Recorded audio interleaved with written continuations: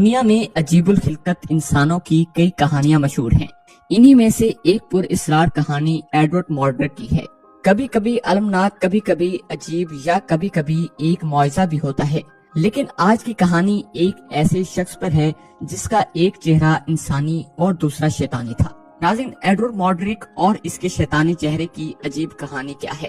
کیا ایڈورڈ مورڈرک کی کہانی حقیقی ہے؟ انسانی جسم میں ایڈورڈ مورڈرک کی خرابی کی وجہ کیا ہو سکتی ہے؟ آخر ایڈورڈ مورڈرک نے کیوں خودکشی کی؟ جب ایڈورڈ مورڈرک رات کو سوتا تھا تو اس کا شیطانی چہرہ اس سے یہ الفاظ کیوں کہتا تھا؟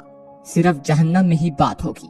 ناظرین، ایڈورڈ مورڈرک کا سر کیوں جدا کیا گیا؟ اس کے لیے ایک علیحدہ قبر کیوں بنائی گئی؟ ایڈورڈ مورڈرک کو ایک بیکار جگہ پر کیوں دفن کیا گیا تھا؟ ان سوالات کے جواب جانتے ہیں آج کی ویڈیو میں۔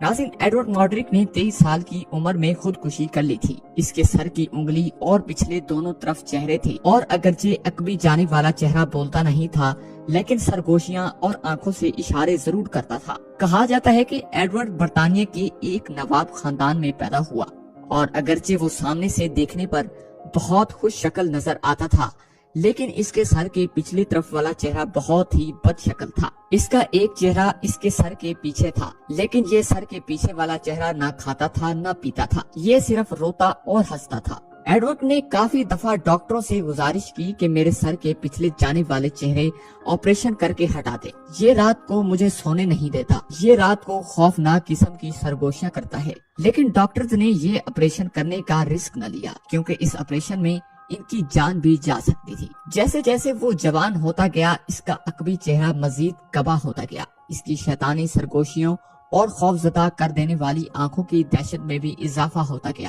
ایڈورڈ اپنے عقبی چہرے کی وجہ سے ہمیشہ سخت رنجیدہ رہتا، کیونکہ اس کا کہنا تھا کہ یہ ساری رات سرگوشیاں کرتا رہتا اور اسے کبھی چین نہ لینے دیتا۔ یہ چہرہ ہر آتے جاتے شخص کو گھورتا بھی اور انہیں دیکھ کر عجیب و غریب انداز سے بڑبڑاتا بھی تھا۔ جب ایڈورڈ اپنی حالت راز پر روتا تو یہ شیطانی چہرہ طنزیہ مسکراہٹ سے کھل اٹھتا۔ ایڈورڈ نے اپنی تکلیف سے دل شکستہ ہو کر بالآخر 23 سال کی عمر میں زہر کھا لیا اور ایک خط چھوڑا جس میں کہا گیا تھا کہ اس کے عقبی جھرے کی تدفین سے پہلے کاٹ کر علیحدہ کر دیا جائے تاکہ وہ قبر میں اس کے شر سے محفوظ رہ سکے۔